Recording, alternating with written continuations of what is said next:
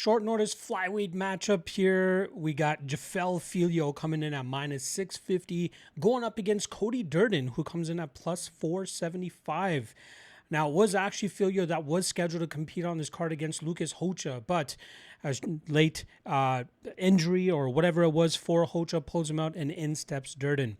But we'll start off on the Filho side of things, who is coming off of a solid victory over Clayton Carpenter from back in October. That was a fight where I had big confidence on the Carpenter side, as I believed his grappling would keep him out of too much trouble against Filho. But I was wrong. We saw somewhat of a competitive opening minute or two before Filho was finally able to secure a takedown, get off some good damage from top control. He even got the back of Carpenter for a second. And then there was an instance where Carpenter was able to reverse the position, but Filho immediately jumped on a Kimura, reversed the position back, and eventually forced a tap from the prospect, showcasing how dangerous Filho can be. This guy often goes out there and gets finishes pretty quickly. He's finished 15 of his 16 wins inside the distance, with, I believe, all of his UFC wins coming in the first round as well. All 3 of his UFC wins coming by first round submission. He's very aggressive with how he approaches his fights, whether it's marching forward, throwing big shots, landing big leg kicks as well, or engaging in the grappling and clinch to eventually get the back of his opponents, and from there work to get to a submission spot. We even saw him battle back from a little bit of adversity against Daniel Barras, where Barras was able to hurt Filho very badly in the opening minute of that fight, but Filho was able to get it back and eventually get a submission win of his own. We saw him have some solid success even against Alan Nascimento, winning the first maybe 6 or 7 minutes of that fight, but then it seemed like his aggressiveness started to work against him, as Nascimento was able to reverse crucial positions and grind out the latter half of that round to defeat Filho on the scorecards. Filho is a Nova União representative, training alongside Jose Aldo during the prime years of his career, and obviously you can see how he throws with his Muay Thai.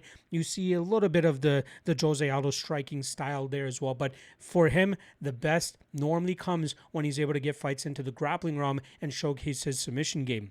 Now, he's going up against Cody Durden, who has really been struggling as of late. He currently rides a 4-fight losing streak, but he's also 1-6 in his last 7 fights. His only win was that submission win over Matt Schnell in the opening seconds of round 2, but, he's really struggled.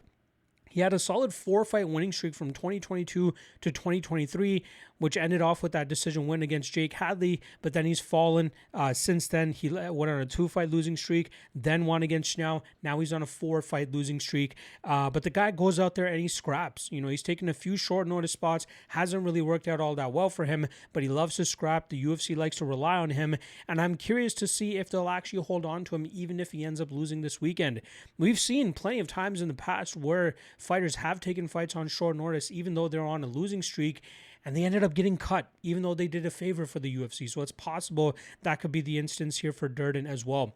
At his best, Durden likes to throw big power in his shots, look to get his wrestling going, and then he's not much of a lay-in prayer. He does look to finish the fight more often than not, but he often struggles against guys that can nullify his grappling, but also showcase solid reversals and BJJ against him. Hence why he's been finished in 4 of the 6 losses during this 7-fight run that he's currently on. His cardio is a little bit of an issue as well, which is why often opponents are able to get the finishes in the second and third rounds. And I'm very surprised that Tumen Dembrel was unable to finish him, as I did have a lock and then I play on the under 2.5 in that fight.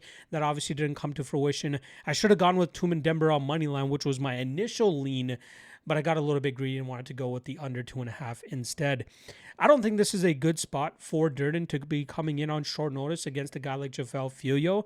I think we'll see Filho meet Durden's power striking with his own, but then eventually get engaged in the clinch, find the back of Durden, and I think it won't be all that long before Filho is able to get a submission here.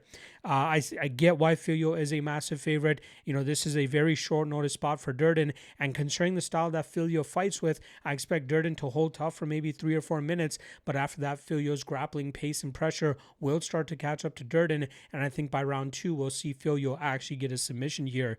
At the time of this recording, I did give it a few days for the odds to settle out. We still haven't gotten a total on this matchup, which I'm very bummed about, because I feel like If they set it at 2.5, that wouldn't be a bad spot to attack here, but I'm not sure as of yet. As of right now on Bet Online, which is usually the first book to drop totals and money lines and all that stuff, they still don't have a total for this fight. So I'll probably talk about it on my best bet segment tomorrow, aka Thursday. Hopefully they release it by then.